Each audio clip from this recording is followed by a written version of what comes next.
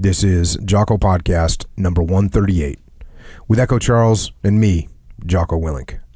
Good evening, Echo. Good evening. Sir, the young SEAL whispered in a faint voice. Come here. Our hands were clasped in a handshake.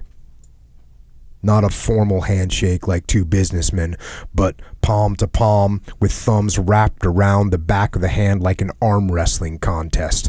A handshake of brotherhood. The young SEAL was feeling the morphine.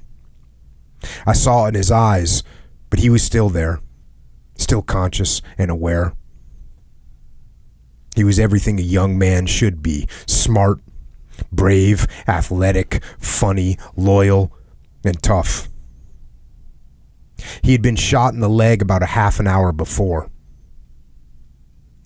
I found out later that Mikey Mansour, a young SEAL machine gunner, had run out into heavy enemy gunfire and dragged this SEAL out of a war-torn street in the Malab district in the city of Ramadi, the violent heart of the insurgency in Iraq.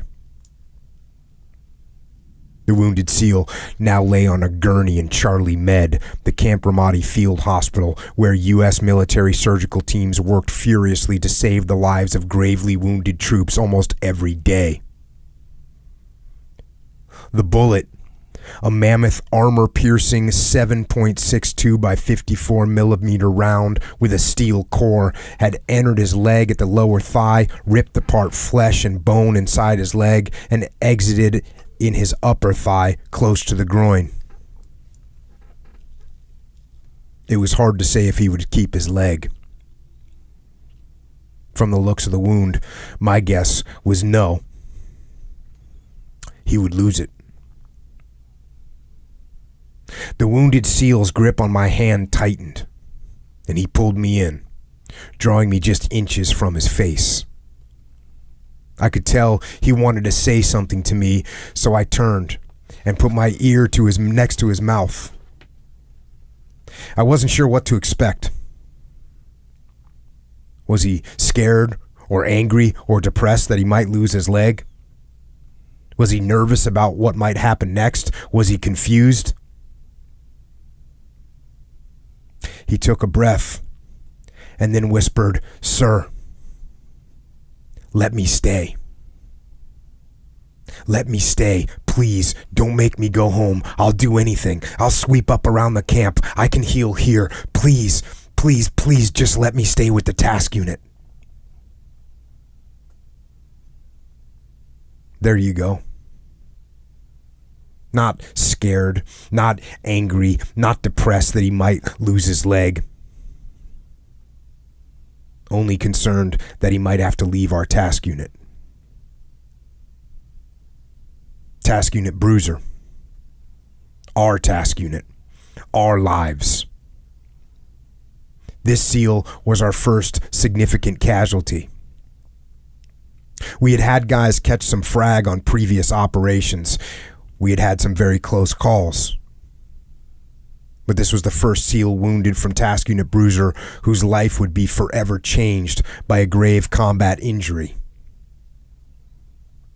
Even if he kept his leg, the damage was so substantial that it didn't seem possible he would ever fully regain the extraordinary athleticism he had displayed previously. And yet this SEAL was only concerned that he would let me down, let the task unit down, let his platoon and his team down. This was a man.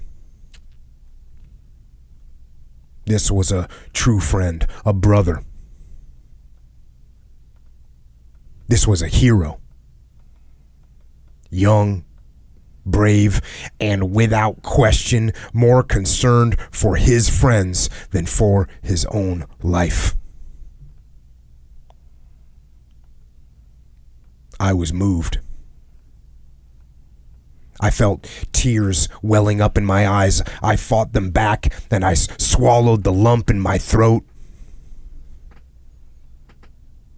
This was no time to break down. I was supposed to be the leader, and he needed me to be strong.